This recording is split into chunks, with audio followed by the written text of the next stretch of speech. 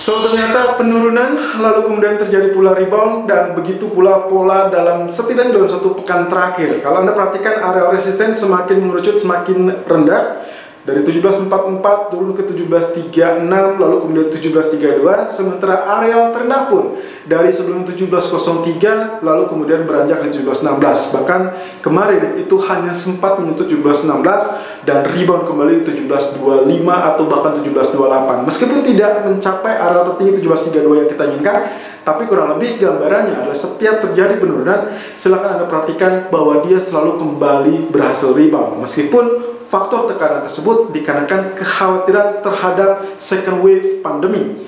Well, apa yang membedakan second wave pandemi atau kekhawatiran sekarang dengan kekhawatiran saat pertama kali pandemi diumumkan?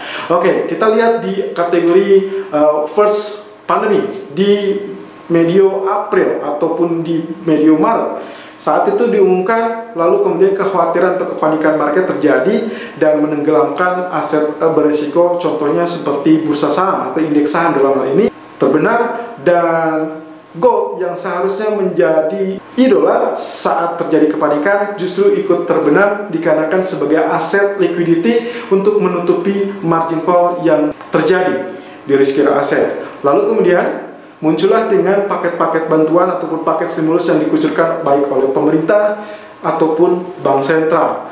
Nah, kalau Anda perhatikan sejak terjadinya stimulus ataupun paket kebijakan ekonomi seperti itu, justru Dow Jones, Wall Street mengalami kenaikan yang sangat signifikan disertai juga oleh gold. Kenapa gold? Ya, karena gold sangat sensitif terhadap paket kebijakan moneter berupa monetary easing atau pelonggaran kebijakan dan terutama dengan stimulus. Nah, untuk kali ini justru kekhawatiran terhadap second wave pandemi kembali terjadi. Dan kalau Anda perhatikan, Dow Jones ataupun Wall Street memang turun tapi tidak terlampau dalam, dan itu juga terlihat dalam gold di mana potensi penurunan justru kembali tertahan di area-area sensitif atau area-area efektif psikologis kita. Nah, oleh karena itu kemungkinan potensi ini masih akan terbuka untuk kedepannya, peluang medium term ataupun long term untuk gold mengalami kembali kenaikan. Salah satu statement dari Powell kembali ditegaskan adalah Powell menginginkan recovery atau full recovery dan kemungkinan itu masih memakan waktu yang lama, sehingga itulah sebabnya Fed masih dalam pelonggaran moneter kurang lebih dalam 2 tahun mendatang atau setidaknya sampai ekonomi dinyatakan pulih secara solid, bukan hanya beberapa faktor data ekonomi yang memang sampai saat ini seperti non-farm payroll, lalu kemudian retail sales tadi malam yang menunjukkan faktor perbaikan, tapi bagi Fed atau bagi Powell ini belum tahapan yang cukup solid. Dan H-1 menjelang BOE yang menurut isu akan juga menambahkan paket stimulusnya. So, emas medium term masih layak untuk Anda pertimbangkan melakukan buy on dip. Strategi medium term buy on dip, intraday sesuaikan dengan kategori koreksi yang terjadi di area-area efektif tertentu. Technical view 17 Juni 2020. Irfan untuk Agrodana.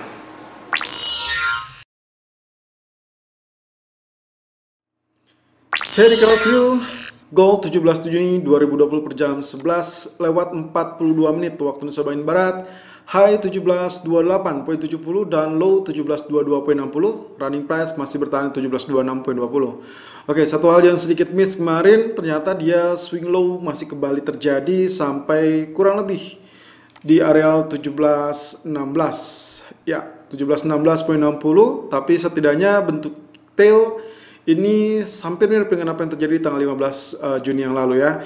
Jadi ini masih dalam gambaran kita adalah outlooknya right shoulder potential atau kita sebutnya suspected right shoulder, karena kita lagi memandang mungkin saja akan terjadinya inverted head and shoulder, dan itu adalah dari wave terakhirnya. Jadi saya tidak melihat secara keseluruhannya, tapi saya cukup melihat dari wave terakhirnya saja, di mana ini adalah left shoulder, kemudian ini adalah bagian head, dan ini adalah bagian right shoulder. Dan kita masih bilang ini adalah suspected karena masih berupa potensi dan apapun bisa terjadi, bisa saja gagal, apalagi kalau kembali ditembus sampai 1703 atau bahkan di bawahnya. Kalau selama dia masih hanya berupa tail di 1705 yang mana itu adalah equal dengan left shouldernya, maka kita masih bisa menganggap atau mengasumsikan bahwa ini masih terbuka untuk peluang inverted head and shoulder. Dan neckline sendiri masih berada di 1742 ataupun 1794, dan sementara waktu sampai kemarin 17.32 ternyata area tertingginya. Satu hal yang membuat gold sempat terperongsok ataupun tertekan seperti yang kemarin sempat saya sampaikan adalah data retail sales yang kemungkinan akan relatif bagus.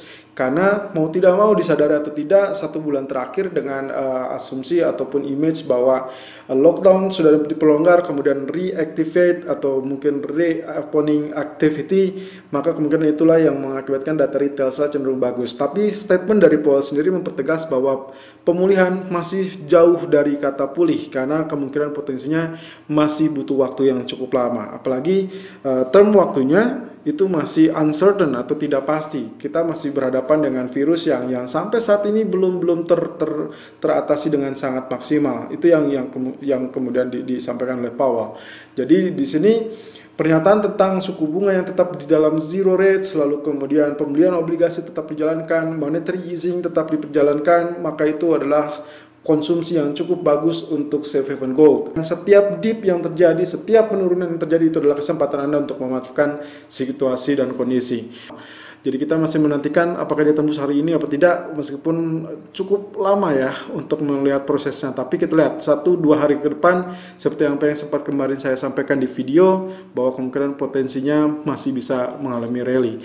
Di grafik keempat jauh lebih detail, area Fibonacci retracement lagi-lagi kemarin tertahan di 38.2%, 1716, si 50% waktu kemarin ya itu sempat disentuh, lalu kemudian di rebound, lalu kemarin ternyata tailnya hanya sampai 1716, berarti kali ini mungkin saja tailnya hanya berupa tail di area biru 1721, di mana area terendahnya sampai saat ini 1722. Tapi untuk berjaga-jaga, menurut saya ini masih menjadi area-area cukup ideal kalau Anda ingin melakukan buy on dip untuk kategori medium term ataupun long term. So averaging is better di 1716, 1707 ya. Dan intraday untuk kali ini saya rasa kalau misalkan lihat pelengkungannya, ini kemungkinan dia mencari area pullback atau dip 1721 cukup.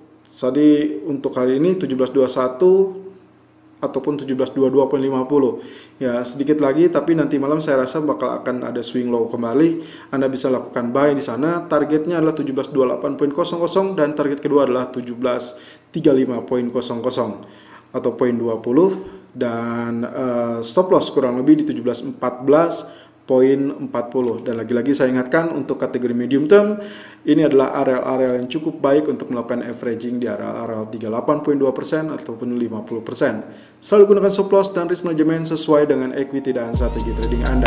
Irfan untuk Agrodana.